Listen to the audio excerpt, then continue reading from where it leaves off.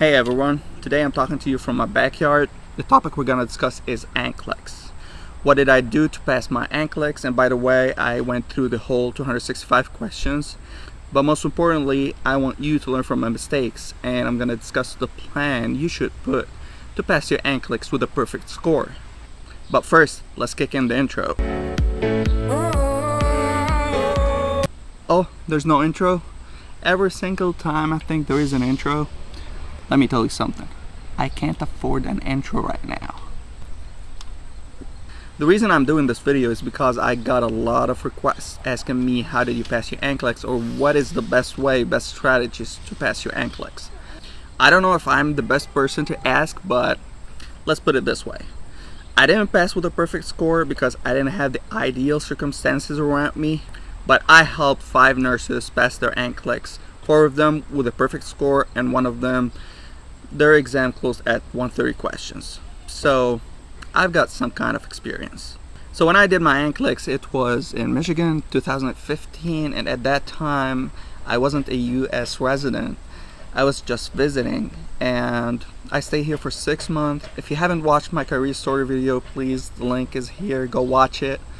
So I was in Michigan. I stayed there for like 6 months. During that time, I wasn't working in nursing. A friend of mine offered a job at a gas station as a cashier, so I took it. I was making like $8 per hour. There's no shame in that. So I didn't know anything about NCLEX. I didn't know anyone who ever taken the NCLEX, so it's just my research online. During my research, I stumbled against an application called RN Mastery, so I downloaded that on my iPhone. It cost like $29, so I paid that, started navigating it. It's amazing. Like, it was my only resource for studying for my NCLEX, and I was studying from my iPhone 4S, with the small screen, navigating it and writing notes, stuff like that. And most of my studying was during working hours, so between customers, I just jump into my phone, solve a couple of questions, read the rationale, put notes on my diary. So the RN Mastery, as I said, costs $29. It has around 1,200 questions. It also has exam strategies, study strategies, test breakdown, and most important, it has a 30-day plan or a 90-day plan or a year plan of studying. I always suggest to shoot for 8 to 10 weeks. So I took their 90-day plan and I adjusted it to fit my schedule and my circumstances. So my rule of thumb is to solve 100 questions per day with the rationale for 8 to 10 weeks. It might take you 4 to 6 hours to get through the 100 questions. If it's taking you less than that, then you're not doing it right. You're missing details.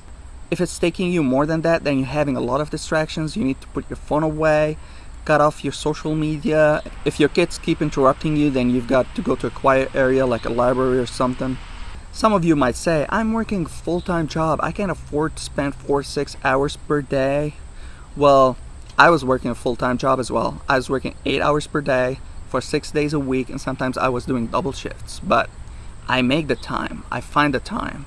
So my suggestion is, if you're working a full-time job, do 100 questions on your off days with the rationale, and do 30 questions per day during your work days.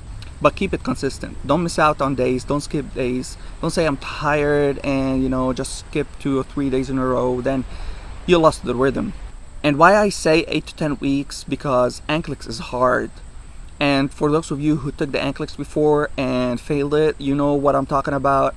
Like, every single day when you wake up, you're thinking NCLEX. When you're eating, you're thinking NCLEX. If you see someone like driving a car on the road, if you hear about healthcare or whatever, you relate it to NCLEX. And you're living in an NCLEX world. I understand that. But if you skip days, then you're breaking the rhythm. You're breaking the algorithm. You need to stay in that NCLEX mindset. But if you go beyond 10 weeks, that will have a negative effect on your personal life, on your work, on your family. Your stress levels will go up. Don't skip days. Dedicate yourself for 8 to 10 weeks. Make it happen. Find the time. These 8 to 10 weeks might fall on Christmas, New Year, Thanksgiving, Ramadan, 4th of July. Sacrifice. That's the secret recipe. You've got to sacrifice. Sacrifice one Christmas for your success. So after you're done with your studying and the week of the NCLEX exam is here, what should you do? Some of the forums online suggest that you go visit the testing center a day before your exam, well, I suggest that you visit it a week before your exam.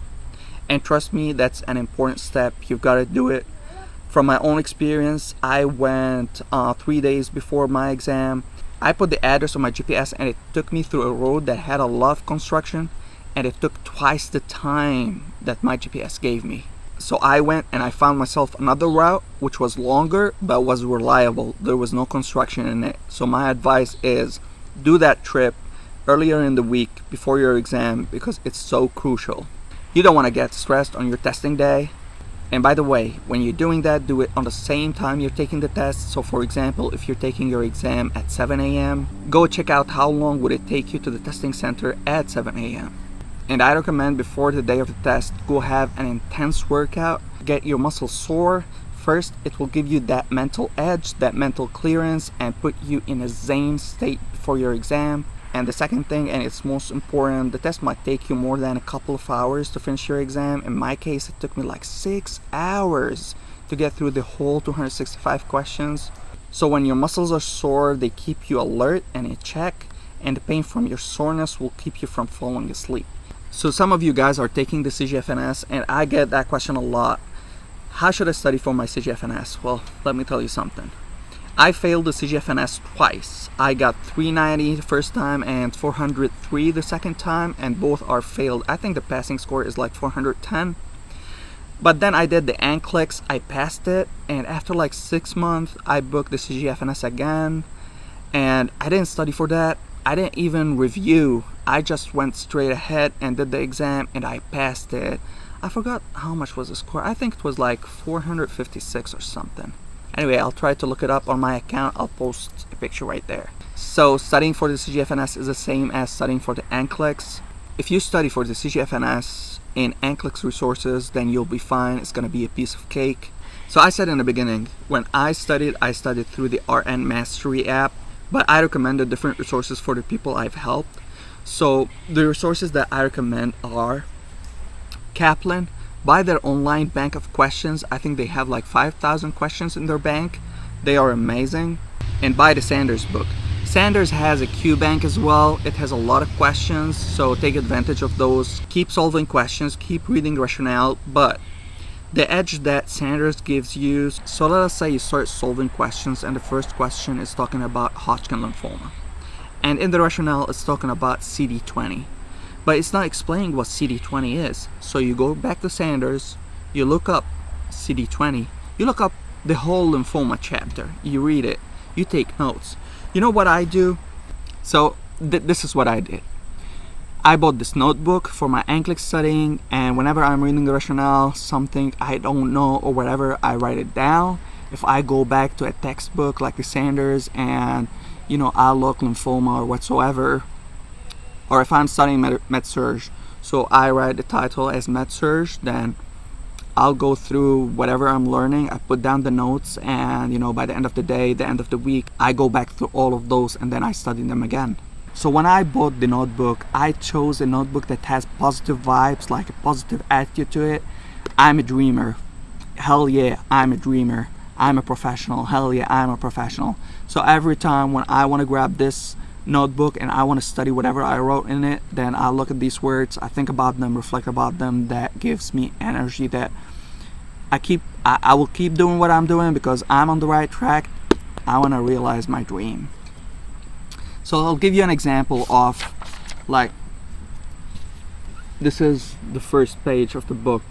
So here the title, it's medical surgical, and then I start with Hodgkin lymphoma and, you know, wrote whatever information that I didn't know, and, you know, and then second time I went through them, I started highlighting some areas, and, you know, it keeps going like keeps going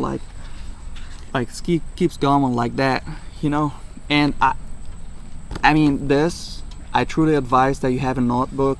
I have a notebook for everything. When I started for my certification, this is my first notebook I got. So same thing, I write stuff, I go back to them, you know, and I always keep them. And this is how I help, you know, my fellow nurses get to their goals. This is another book, this is for my CGFNS. So always positive energy, positive attitude, positive quotes. And now I've got this book, and this book is for my real estate journey, Paradise Found. And I found paradise when I started my financial education. So back to this. Since you watched this far and you're interested in my videos, I hope you subscribe. So listen, since you're interested in my video and you've watched this far, my bet is you're an Alpha Slice. Subscribe to my channel, share on your Facebook, send me an email on info@alphaslice.org, and I'll send you my notes in a PDF form. And maybe you'll find some value in my notes. And if you have any questions regarding the NCLEX, please don't hesitate to hit me up. Subscribe to my channel, send me the email, I'll send you the notes. Help me help others. Help me spread the word. I'll help you to be an Alpha Slice.